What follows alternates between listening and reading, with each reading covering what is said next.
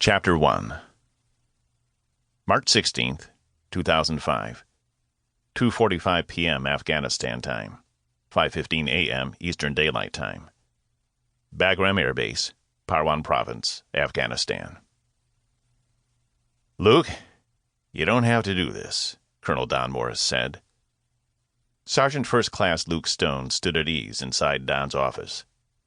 The office itself was inside a glorified corrugated metal Quonset hut, not far from where the new runway was going in.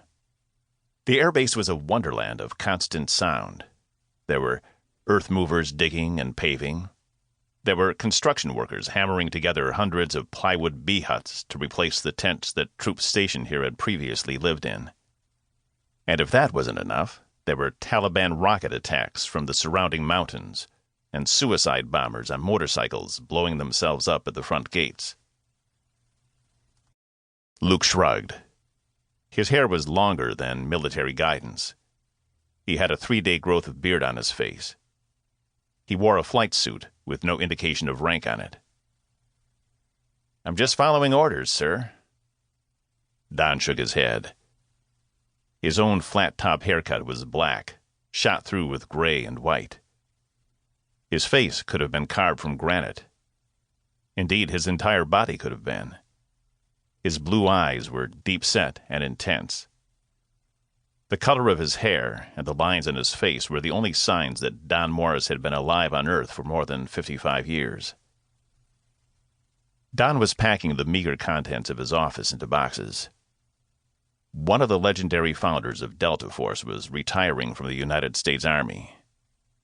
He had been handpicked to launch and manage a small intelligence agency in Washington, D.C., a semi-autonomous group within the FBI. Don was referring to it as a civilian Delta Force. "Don't you dare call me sir," he said. "And if you're following orders today, then follow this one. Decline the mission." Luke smiled. "I'm afraid you're no longer my commanding officer. Your orders don't carry a lot of weight these days." "Sir?" Don's eyes met Luke's. He kept them there for a long moment. "It's a death trap, son.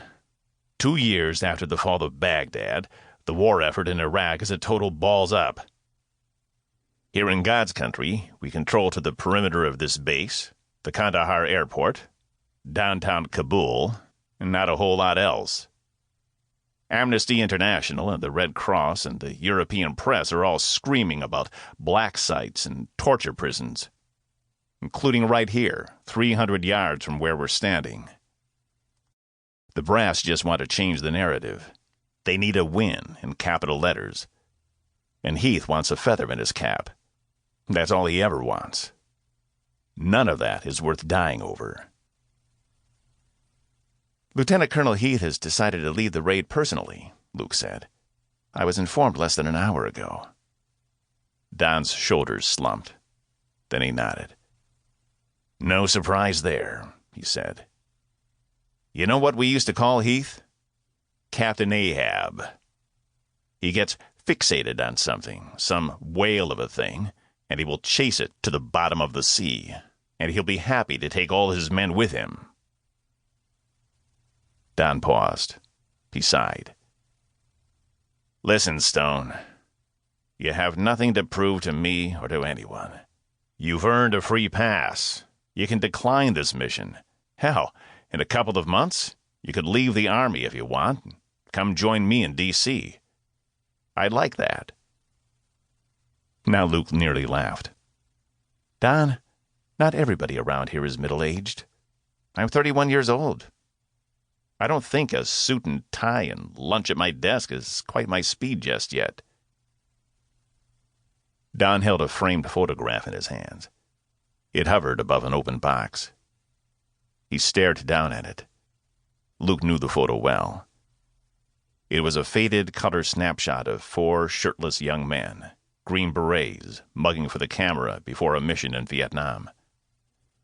Don was the only one of those men who was still alive. "Me neither," Don said. To keep listening to this audiobook, I've left you a link in the description so you can do it, at no cost thanks to Audible's 30-day free trial.